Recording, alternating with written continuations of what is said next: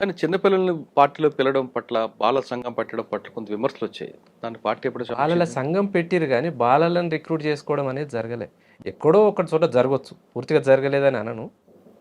పిల్లలని అంటే మైనర్‌లని తీసుకోవాలనేది ఏం లేదు. సరే, మీరు ఉన్న 6 సంవత్సరాల్లో మీకు బాగా గుర్తున్న సంఘటనలు చెప్పండి. మీదెందుకో 1 కాదు, 2 కాదు, యాక్షన్ టీమ్ చాలా ఉన్నాయి. అవును.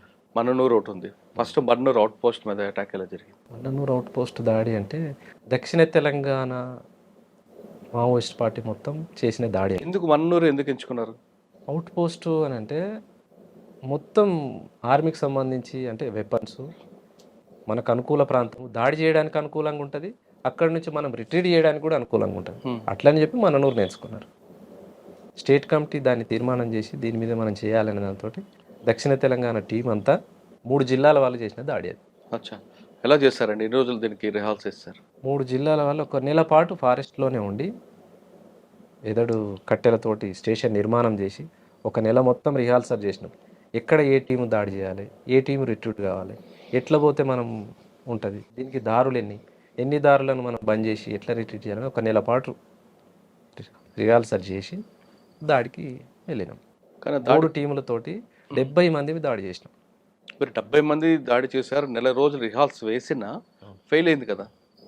అవును. ఎందువల్ల? అంటే ఫస్ట్ టీం అసాల్ట్ టీం ఏదైతుందో అసాల్ట్ టీం వెళ్ళినప్పుడు అవుట్ పోస్ట్ ఎదురుగా గోడ బ్లాస్ట్ చేయాలి. ఫ్రంట్ గేట్ మందు పాత్ర పెట్టి బ్లాస్ట్ చేసినప్పుడు ఏం జరుగుతుంది అంటే గోడ కూలిపోతుంది. కూలిపోగానే టీం అనేది వెళ్ళిపోవాలి, లోపలికి వెళ్ళిపోయి కొట్టేసి వెపన్స్ సీజ్ చేసుకోవాలి. ఆ టీం వెళ్ళిపోయినప్పుడు మిగతా టీంలు వెనక వైపు నుంచి రావాలి. కానీ బ్లాస్ట్ చేసినప్పుడు ఓపెన్లో బ్లాస్ట్ అయింది కాబట్టి గోడ పడిపోలే. గోడ పడిపోయినందుకు పైనుంచి ఫైరింగ్ ఎక్కువైంది.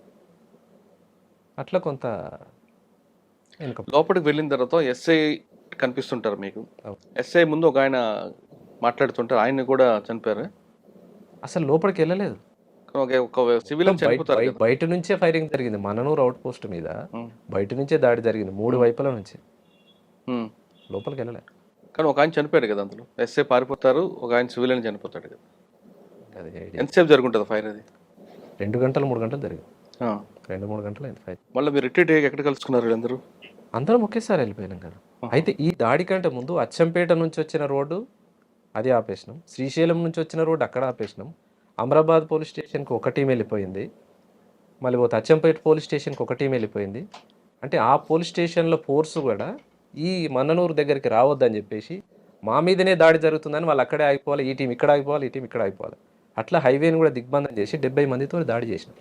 ఆ దాడిలో అశోక్ అనే కామ్రేడ్, ఇందాక నేను మా బాబాయ్ అని చెప్పి, తన అమరుడైన గొంతులో తూటపడ్డది తనకి.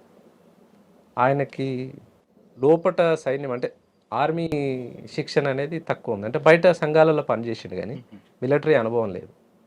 ఆ దాడిలో ఉంటా అన్నాడు, సరే ఉంచాం. ఇంకో కామ్రేడ్కి కాలుకు తూటపడ్డది, ఇంకో కామ్రేడ్కి తొడకు తూటపడ్డది. 2 గాయాలైనవి. అశోక్ అమరుడైండు. అట్లా రిట్రీట్ అయినాం. అంటే అశోక్ అనే వ్యక్తి కామ్రేడ్ చనిపోయారు అక్కడ. అశోక్ అనే కామ్రేడ్ చనిపోయాడు. స్వామికి తొడల తూటపడ్డది.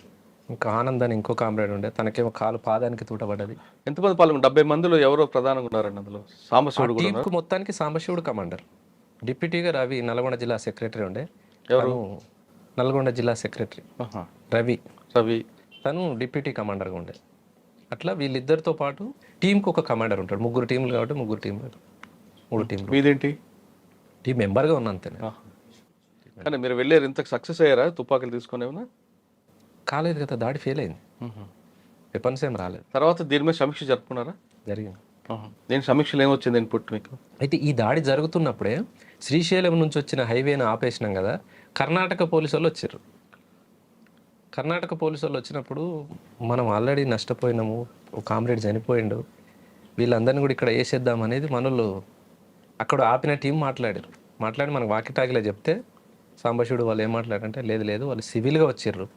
11 మంది వచ్చారు కర్ణాటక పోలీసు. ఎందుకు వాళ్ళు ఎందుకు వచ్చారు? శ్రీశైలం దర్శనానికి పోయి రిటర్న్లో వస్తున్నారు వాళ్ళు. రిటర్న్లో వచ్చేటప్పుడు మనోళ్ళు రోడ్ ఆపేసారు కదా. రోడ్ ఆపిన దగ్గర మేము పోలీసు, మీరు కూడా ఇక్కడ ఆపిరు అనేసి వాళ్ళు మాట్లాడితే మీరు పోలీసా అని చెప్పేసి మనోళ్ళు కట్టేసి వెనకకు ఆపిరాలు. మనది అది ఎట్లయినా ఫెయిల్ అయింది కదా, మరి ఇక్కడ వీళ్ళు దొరికిరు 11 మంది, వీళ్ళని వేసేద్దామని మాట్లాడితే వద్దు తప్పు, మనం అట్లా చేయొద్దు, దాడికి పోయిన దగ్గర ఏమైనా జరగవచ్చు కానీ వాళ్ళు సివిల్గా దొరికిరు మనకు, తప్పని చెప్పి వాళ్ళని అట్లా అక్కడ ఉంచేసి గ్రేటే కదా. వదిలేసిన. ఏం చేయలేదు వాళ్ళు. అంటే ఆయన గొప్పతనం అనుకోవాలా లేదా పార్టీ నిర్ణయం అది? పార్టీ నిర్ణయం ఒకటి ఉంటుంది. అప్పటికప్పుడు నిర్ణయాలు తీసుకునే దాంట్లో కూడా నాయకత్వ గొప్పతనం కూడా ఉంటుంది కొన్ని విషయాలలో. అచ్చా. తర్వాత మీకు బాగా గుర్తుండిపోయిన సంగతి చెప్పండి. యాచారం పోలీస్ స్టేషన్ కానీ. యాచారం పోలీస్ స్టేషన్ అప్పుడు నేను లేను. అప్పటికి నేను రిక్రూటే కాలేదు. మంచాల పోలీస్ స్టేషన్ ఏం జరగలేగా. మంచాల దగ్గర కూడా అంబుష్ చేస్తారు చేసాడు. ఎందుకు ఆయన కోసం? ఎందుకంటే ఎస్ఐ కోసం కాదు అది చేసింది. అప్పుడు జన్మభూమి ప్రోగ్రామ్ ఏదో జరుగుతున్నది. దేవేందర్ గౌడ్ మంత్రి గారు ఉన్నారు, పుష్పలీల మంత్రి గారు ఉన్నారు. అప్పుడు దేవేందర్ గౌడ్ కోసం అనేది పెట్టింది. కానీ హోమ్ మినిస్టర్ కోసం ఇక మారుమూల ప్రాంతం రావద్దని మరి వాళ్ళకి ఎస్ఐబి ఇన్స్ట్రక్షన్స్ ఏమున్నాయి కానీ వాళ్ళు రాలేదు. వాళ్ళు వస్తారు అనే దాంతో పెట్టింది కాబట్టి వాళ్ళు రాలేదు. ఏదో జరగని అనేసి కొట్టేసారు. వస్తారని పెట్టారు కానీ ఎస్ఐ వచ్చారు అక్కడికి. డిపార్ట్మెంట్ వస్తున్నది, సరే డిపార్ట్మెంట్ అయినా ఏం కాదులే అనే దాంతో కొట్టిరు. బ్లాస్టింగ్లో తను ఎస్ఐ ఇంకో కానిస్టేబుల్ చనిపోయినట్టున్నారు. ఎస్ఐ గాయాలైనట్లే కదా? లేదు ఇద్దరు చనిపోయారు, ఎస్ఐ ప్లస్ సంజీవరావు ఎస్ఐకి సంఘటన. సంజీవరావు ఎస్ఐకి ఏమో క్లెమోర్ మైన్స్ దాడిలో తనకు గాయాలైనవి. ఎలా, ఎందుకు అది? క్లెమోర్ మైన్స్ ఎక్కడ అంటే మన మొండిగౌరిల్లి అనే ఊర్లో కూమింగ్ పార్టీస్ ఎప్పుడు ఒక బాయ్ దగ్గర నుంచి వచ్చిపోతుండేది. మేము వచ్చిపోయే దారులు వాళ్ళకి ఎట్లయితే తెలుస్తాయో వాళ్ళు వచ్చిపోయే దారులు కూడా మాకు తెలుస్తాయి కదా. అట్లా వాళ్ళు వచ్చిపోయే దారిలో క్లెమోర్ మైన్స్ పెట్టి అంబుష్ ఏర్పాటు చేసినాం. రాళ్ళ గోడ, తెట్టెగూడ అంటాం కదా, తెట్టెగూడల మైన్స్ పెట్టి క్లెమోర్ మైన్స్ పెట్టి కూర్చున్నారు. వాళ్ళు తీరా దగ్గరికి వచ్చిన తర్వాత అంటే మన పాయింట్ బ్లాక్లోకి వచ్చిన తర్వాత పేల్చాలి అవి. రాకంటే ముందే కొంత మనోళ్ళు ఆతృతతోటి ముందే ఒత్తిరు. ఆ తెట్టెగూడలు పెట్టిరు కాబట్టి ఆ రాళ్ళు ఎగిరిపోయి తగిలినాయి అంతే. నిజంగానే దగ్గరకు వస్తే ఆ రోజున్న కూమింగ్ పార్టీ మొత్తం ఎగరాల్సింది. అట్లా జరగదు. ఈ టెక్నికల్ సపోర్ట్ ఎవరు ఇచ్చారు అప్పుడు మీకు? శిక్షణ ఉంటుంది కదా, మిలిటరీ శిక్షణలో. ఓకే, క్లెమర్మెంట్స్ వాడడం, అది క్లేమోర్స్ కానీ గ్రెనేడ్స్ కానీ అన్ని రకాల వెపన్స్. అన్న మీరు చేసిన అన్ని యాక్షన్లో బాగా టఫ్ వచ్చిన యాక్షన్ చెప్పండి. బాగా కష్టపడ్డాం దీంట్లో అని. టఫ్ అని అంటే ఇక మననూరే అందరం కష్టపడ్డాం కానీ ఫెయిల్ అయింది. 1 నెల పాటు కష్టపడి 3 జిల్లాల టీం అంతా అంటే ఫెయిల్ అయింది ఏంటంటే మనం దాడికి వెళ్తాం, దాడిలో వాళ్ళు చేస్తారా మనం చేస్తామా ఇక అది చెప్పలేము. సరే, వెళ్ళారు, ప్రజల కోసం పోరాటం చేశారు. ఇప్పటికైనా మీకు అమ్మా నాన్న గుర్తు రాలేదా? వస్తారు కదా, అమ్మ నాన్నని మర్చిపోం కదా. పిలిపించుకున్నారా? మీరు వెళ్ళారా? ఎప్పుడు పిలిపించుకోలేదు. కానీ మీకోసం పోలీసులు మీ ఇంటికి వెళ్ళి తలుపులు కొట్టారు కదా, తెలుసా? ఒక్కసారి కదా, 100 సార్లు. మరి అప్పుడు మీకు బాధ అనిపించలేదా? నక్సలైట్లలో పోయిన ప్రతి కుటుంబము బాధలు పడ్డోళ్ళే, అంత ఆషామాషిగా ఏముండదు. ఎక్కడ ఏం జరిగినా కుటుంబాన్ని తీసుకుపోవడం. ఎక్కడో జరిగితే ఇగో మీ పిల్లలు చనిపోయినరు, మీ కొడుకు చనిపోయిండు, ఇగో మీకు ఇది ఇస్తాం రండి, మీకు అది ఇస్తాం రండి. గుబ్బల మహేష్ కోసం అప్పుడులో పోలీసులు ముందు భయపెట్టడం, తర్వాత బెదిరించడం కాకుండా బుజ్జగించడం కూడా చేసేవారు. మీ ఇంటికి వెళ్ళి మీ అమ్మగారికి నాన్నగారికి బట్టలు పెట్టడం కార్యక్రమం పెట్టారు. అది కూడా వినకపోతే ఇల్లు బ్లాస్ట్ చేయించారు. ఈ 2 సంఘటన మీకు తెలిసే ఎప్పుడైనా? ఇల్లు బ్లాస్ట్ ఏం జరగలే కానీ కొట్టడం జరిగింది. మా తమ్ముడిని అంటే మీ అమ్మగారిని అందరిని కొట్టారు, ఇల్లు కూలుస్తామని చెప్పారు. అది కూడా వినకపోతే బట్టలు ఇచ్చి కూడా మంచి చేసుకుందాం చూసారు. ఈ 2 సంఘటనలు మీకు నోటీస్కి వచ్చినాయి. ఏమన్నారు అప్పుడు మీరు? వచ్చినాయి అంటే రాష్ట్ర వ్యాప్తంగా అన్ని కుటుంబాల మీద ఎట్లయితే దాడులు జరుగుతున్నాయో అందులో భాగంగా మా కుటుంబం మీద దాడి జరిగింది. కానీ బట్టలు ఇచ్చి బుజ్జగించుకున్న కార్యక్రమానికి మీరు దానికి సమర్థిస్తారా, వ్యతిరేకిస్తారా? రాజ్యం ఎత్తుగడలలో భాగంగా పార్టీని ఎట్లయితే అంటే ఉద్యమంలో లోపల ఉన్న వాళ్ళని బయటికి తీసుకురావడంలో భాగంగా డిపార్ట్మెంట్ చేస్తున్నటువంటి ఎత్తుగడలు, అది వాళ్ళ ఎత్తుగడది. దాన్ని ఎట్లా సమర్థిస్తాం అంటే ఇప్పుడు ఎట్లా నేను ఎట్లా బయటనే ఉన్నా అనుకో, ఆ రోజున్న పార్టీ ఆలోచన ప్రకారంగా అవి అనేది తప్పు, వాటిని ఏవి కూడా మనం పరిగణలోకి తీసుకోవద్దు. ఉమ్మడి ఆలోచనగా అంటే ఉమ్మడి ప్రజల కోసం పోయినప్పుడు మన కుటుంబం బాధలు పెద్ద విషయమేం కాదులే, అందరిలో భాగంగా జరుగుతున్నాయి అనే దాన్ని చూడాలి. కానీ దానికి కౌంటర్గా పార్టీ కూడా ఒక నిర్ణయం తీసుకుంది అప్పట్లో. అది వాస్తవా కాదో తెలియదు. మీరు కూడా కొంతమంది ఎవరైతే బాగా టఫ్ అన్న పోలీస్ ఆఫీసర్ ఉన్నారో వాళ్ళ ఇంటికి వెళ్ళి మీ భర్త ఉద్యోగాలు రాజీనామా చేయించండి అంటూ వాళ్ళకి స్వీట్ బాక్సులు ఫ్రూట్స్ ఇవ్వాలని ప్రయత్నం చేశారనేది ఒక వార్త ఉంది. అది వాస్తవం? మా దగ్గర అయితే జరగలేదు. ఉంటే జరిగి ఉందేమో మిగతా జిల్లాలలో, కానీ నల్గొండ జిల్లా కమిటీ పరిధిలో మాత్రం అదేం జరగలేదు.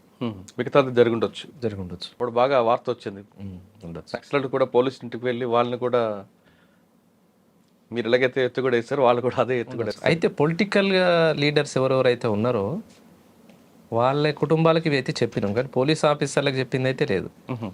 మీరు క్రియాశీల రాజకీయాలకు దూరంగా ఉండండి, మీరు చేయడం మూలంగానే ప్రజలకి ఇబ్బందులు ఎదురవుతున్నాయి. అచ్చా, మీరు వెళ్ళి చెప్పారు నల్గొండలో ఆ, ఏ అంటే రాజకీయ పార్టీ కమిటీ నిర్ణయించిన ప్రకారంగా ఏ రాజీనామా చేయమని చెప్పారా? మీ క్రియాశీల రాజకీయాలకు రాజీనామాలు చేయండి, లేకపోతే ప్రజల చేతుల్లో మీకు శిక్షలు అంటే తప్పవు. వీళ్ళు వ్యక్తిగతం కలిసారా, కరపత్రాలు వేసారా? వీలైన దగ్గర వ్యక్తిగతంగా కలిసినాం, లేని దగ్గర లెటర్లు పంపించినాం. మీరు వ్యక్తిగత కలిసిన రాజకీయ నాయకులు ఎవరండి? నేను వ్యక్తిగతంగా ఏం గెలవాలి. పార్టీ అది పార్టీ ఆదేశాలు ఎవరిని కలిసి లెటర్లు పంపించినాం, నేను ఎవరిని గెలవలే. గుబ్బల మహేష్ అలియాస్ సుభాష్కి దినచర్య ఏ విధంగా ఉంటుంది పార్టీలో? నార్మల్గానే ఉంటుంది, అందరికీ ఉన్నట్టే. కమాండరు స్థాయిలో రోజువారీ కార్యక్రమాలు ఏముంటాయి. కానీ ఎందుకు అన్ని యాక్షన్ జరిగిన మీ పేరు ఎక్కువ బయటకు వినబడేది? వినపడ్డ దాంట్లో అన్నిట్లలో నేను ఉన్నాను ఏం కాదు. కాకపోతే డిపార్ట్మెంట్కి ఒక లైన్ ఉంటుంది వాళ్ళకి. రాచకొండ దళంలో ఒక 10 మంది ఉన్నారు అనుకో, 10 మందిలో ఎవరు చేయగలుగుతారు, ఫలానా ఫలానా ఫలానా. వాళ్ళకు కూడా సమాచారం వాళ్ళకు ఉంటుంది, దాంట్లో ఆ పర్సన్ లేకపోయినా వాళ్ళ పేరు వస్తుంది. అన్నిట్లలో నేను ఉన్నాను ఏం చెప్పాను. మ్మ్. పార్టీ నిర్ణయానుసారం జరిగేవి జరుగుతాయి. మ్మ్. ఇక్కడ చోటప్పల్ దగ్గర రిలయన్స్ పెట్రోల్ పంప్ మీద దాంట్లో ఉన్నాం. రాచకొండ దళం అంతా ఉన్నది. ఎవరి కోసం అక్కడ మీరు మాటేశారు?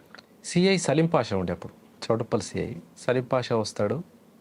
అంతకు ఒక 15-20 రోజుల ముందు రిలయన్స్ పంపులో డబ్బులు ఎత్తుకపోయారు. అవును. నక్సలైట్ల పేరు చెప్పి, పార్టీ పేరు చెప్పి ఎత్తుకపోయారు. అప్పటి నుంచి రెగ్యులర్గా వస్తున్నాడు తను. అంటే ఏదో ఒక టైంలో సిఐ గారు వచ్చి దాన్ని విజిట్ చేసి వెళ్ళిపోతున్నాడు అనేది మనకు సమాచారం. సరే సిఐ వస్తున్నాడు కదా అనేసి మేము రెక్కి చేసినాం, టీం అంతా వచ్చినాం. పెట్రోలింగ్ వెహికల్ రాగానే మేము అటాక్ చేసినాం రోడ్ దాటి. పక్కన గుట్టలు ఉంటాయి. అవును, ఆ గుట్టకే ఉండి రోడ్ దాటి. ఇప్పుడు విజయవాడ హైవే ఉంది కదా, అవును. పెట్రోలింగ్ వెహికల్ వచ్చింది, మేము చూస్తానే ఉన్నాం. అంతకు ఒక 1/2 అవర్ ముందు అక్కడే ఉన్నాం, ఉండి చెట్లలో మాట వేసి కూర్చొని. వెహికల్ ఎంతమంది ఉన్నారు అప్పుడు? 12 మంది ఉన్నాం. 12 మంది ఉండి దాడి చేసినాం, కానీ సలీం పాషా గారు రాలేదు. ఏం జరిగింది ఆ ఘటనలో? దాడి ఎప్పుడైతే ఎంటర్ అయినామో, ఎంటర్ అవడంతోనే మేము ఫైరింగ్ ఓపెన్ చేసినాం. మొత్తం అయిపోయిన తర్వాత తెలిసింది సలీం పాషా లేడు అనేది. అయ్యో. అంటే వ్యక్తిగా మేము మా ముఖాలు తెలిసి ఉండవు కదా. అందులో ఎంతమంది చనిపోయారు? 4 అనుకుంటా, 4 పోలీసు వాళ్ళు. అక్కడ రిట్రీట్ అయిన తర్వాత ఏ విధంగా వెళ్ళారు బయటకు మీరు? రోడ్డు దాటినామంటే ఫారెస్టే కదా, ఇక అవును, గుట్టాలు కదా, పుట్టనే కదా, నడుచుకుంటూ వెళ్ళిపోతాం. ఎంత దూరమైనా నడుచుకుంటూ వెళ్ళాల్సిందే. కాబట్టి మిగతా అడవికి రాచకొండ దళానికి ఒక తేడా ఉంది. Terrain problem. గుట్టలే తప్ప పెద్దగా ఫారెస్ట్ కనిపించదు. అవును, గుట్టలే. కానీ ఈ గుట్టల్లో యాక్షన్ చేసి తప్పించుకోవడం అనేది కొంచెం కష్టం పనే కదా. కష్టమే. అటువంటి కష్టాలను ఎదుర్కొన్నారా ఎక్కడైనా ఒక దగ్గర? ప్రతిరోజు ఉండేటివి అవి. ఒక గుట్ట ఎక్కి ఇంకో గుట్ట దిగాల్సిందే. అంటే నల్లమల్ల అడవిలాగా కంటిన్యూషన్ ఫారెస్ట్ కాదు. అవును. ఒక ఊరుకు పోవాలన్నా మళ్ళీ ఇంకో గుట్ట దిగాల్సిందే. అటు నుంచి ఇంకోటి ఆ గుట్టలలో కూడా కనిపిస్తాం కదా, చెట్లు ఉండవు కదా. ఉంటాయి లైట్గా, మామూలుగా చెట్లు ఉంటాయి, గుండ్లు ఉంటాయి. ఏదో అనువైన ప్రాంతం చూసుకొని ఉండవలసిందే. కానీ అంత ఇబ్బందులతో కూడుకున్నదే. ఇంకేం చేశారు మీరు యాక్షన్లో? బస్సులు దాడి చేయి. రియాజ్ చర్చలకు ప్రతినిధి రియాజ్ ఉన్నాడు కదా, రియాజ్ ఎన్కౌంటర్కి నిరసనగా తూప్రాన్పేట గేట్ మీద బస్సులు తగలబెట్టాయి. ఒక 4 బస్సులు, 4-5 అనుకుంటా. ఆర్టీసీ బస్సులు దగ్ధం చేయడం వెనుక ప్రజల ఆస్తే కదా అది. అవును. మరి ప్రజల ఆస్తిని దగ్ధం చేస్తే మీరు ఎవరికి నష్టం చేస్తున్నట్లు? ఒక రకంగా ప్రజలకే నష్టం అది. కానీ అంటే మీరు చేసే పని వల్ల ఆ ప్రాంతంలో బస్సులు ఆకుండా ఆ రోజులు ఉన్న పరిస్థితి ప్రకారంగా ప్రజలకే నష్టం. కానీ మేము చేసే పని కూడా ప్రజల కోసమే కదా అని ఆలోచన. కరెక్ట్, ప్రజల కోసమే. కానీ ప్రజల ఆస్తిని దగ్ధం చేయడం కాకుండా మీరు బస్సులు దగ్ధం చేయడం వల్ల ఆ గ్రామాలకు బస్సులు వచ్చేవి కావు. మారుమూల గ్రామాలకు వచ్చే బస్సులు ఎక్కడ కూడా తగలబెట్టలే. హైవే మీద సూపర్ ఎక్స్ప్రెస్ లైవ్ పోతాయి కదా, అవి మేము తగలబెట్టి. మారుమూల గ్రామాలకు పోయే బస్సులు నైట్ ఆర్డర్లు చాలా బస్సులు వస్తాయి. కానీ మీరు చేస్తుంటే వాళ్ళకి పనిష్మెంట్ కావాలి అని డిపార్ట్మెంట్ అప్పుడు ప్రజలను ఇబ్బంది పెట్టింది వాస్తవం. కొన్ని గ్రామాలకు బస్సులు బంద్ చేసింది వాస్తవం. గవర్నమెంట్ ఇబ్బందులు అయినాయి. మీరు ఇంకా చేసిన యాక్షన్ ఏమన్నా అక్కడ? ఈ ఇన్ఫార్మర్ పేర్లతోని చాలా మందిని జరిగినాయి అనుకో గ్రామాలలో. ఇటు రాచకొండ, రంగారెడ్డి గ్రామాలు జరిగినాయి. కింద నల్గొండ, నారాయణపూర్ సంబంధించిన రంగారెడ్డిలో ఎక్కడ చేశారు మీరు యాక్షన్? రంగారెడ్డిలో 3-4 పెద్దగా ఏమి లేవు. పొద్దున్న యాక్షన్ చేసి సాయంత్రం ఎక్కడ ఉండేవారు? ఫారెస్టే. అంటే కూతవేడి దూరం రాచకొండ అడవి కదా, ఫారెస్టే. యాక్షన్ అయిన తర్వాత దానికి కౌంటర్గా పోలీసు కూడా చేస్తారు. అందులో భాగంగా మీకు కానీ మీ కుటుంబ సభ్యులు కానీ లేదా సానుభూతి పరులు కానీ ఖచ్చితంగా ఒక యాక్షన్ జరిగేది. ఆ ఆలోచన ఎప్పుడైనా వచ్చిందా? ఖచ్చితంగా వాళ్ళ యాక్షన్ అనేది ఉంటుంది కదా గవర్నమెంట్ది. అరెస్టులు, జైళ్ళు, దెబ్బలు, రకరకాలు జరిగింది. అంటే మీరు చేసిన యాక్షన్కి పోలీస్ చేసిన రియాక్షన్ ఏమో గుర్తు చెప్పండి. ఒకటి 24 గంటల్లో ఒకటి జరిగేది. అయితే ఇప్పుడు బియ్యం పంపిణీ జరిగింది కదా మొండిగౌరెల్లి దగ్గర, తెల్లారే డిపార్ట్మెంట్ వచ్చి అందరిని వేసుకుపోయారు. చెల్లపల్లి జైలుకు పట్టించారు. రకరకాల ఇబ్బంది, ఎన్ని కుటుంబాలు ఇబ్బంది పడాలని అన్ని కుటుంబాలు ఇబ్బంది పడ్డాయి. అక్కడ చేసిన సంఘటన రాష్ట్ర వ్యాప్తంగా పార్టీ అమలు చేస్తే కొంతలో మార్పు ఉండేది. ఎట్లా అంటే ఎవరైతే బియ్యం పంపిణీలకు పాల్గొన్న సభ్యులు ఎవరైతే ఉన్నారో, అంటే ఆ రోజు ఉన్న గ్రామస్తులు కావచ్చు, ఇబ్బందులు పడ్డ వాళ్ళందరినీ కూడా ఖర్చులు పెట్టి, ఎవరైతే లీడర్ ఆ రోజు ఆ గ్రామాలకు సంబంధించిన పెత్తందారులు ఉన్నారో వాళ్ళ ద్వారా ఖర్చులు పెట్టించి, జైలు ఖర్చులు, కోర్టు ఖర్చులు భరించి వాళ్ళ రిలీజ్ చేయించినాం. మీరా? అంటే ఆ రోజు రాచకొండ సంబంధించి పార్టీ తీర్మానం అది. ఎవరైతే లోకల్ పెత్తందారులు ఉన్నారో వాళ్ళనే వాళ్ళ ఇంటికి పోయి హెచ్చరించి, వాళ్ళు జైలుకు పోవడానికి కారణం మీరే, ఎట్టి పరిస్థితుల్లో వాళ్ళని మీ ఖర్చులు భరించి మీరు వాళ్ళని తీసుకురావాలన్నప్పుడు విడిపించారు. అంటే ఆ పాలసీ మిగతా అన్ని కూడా చేస్తుంటే కొంత బాగుంటుంది. బాగుండేది. ఉమ్. ఎక్కడ సంఘటన జరిగినా మీరు అన్నట్టు ఉమ్. పోలీసు నుంచి ఇబ్బందులు అయ్యేది, జైళ్ళు, కోర్టులు, రకరకాల ఇబ్బందులు. అంత పేద కుటుంబాలలో పని చేసుకుంటేనే కుటుంబాలు గడిచేటివి. అట్లా రాష్ట్ర వ్యాప్తంగా జరగలేదు కొంత. కానీ అప్పట్లో మీరు చేసే కార్యక్రమం మీకు సపోర్ట్ ఇస్తే ఒకవైపు ఉమ్. పోలీసుల నుంచి, ఆ. ఒకవేళ ఇవ్వకపోతే మీ వైపు, ఈ రెండు మీ ఇద్దరి మధ్యన చాలా మంది పేదవాళ్ళ గ్రామీణ ప్రాంత వాళ్ళు నలిగిపోయారు. గుర్తుందా మీకు?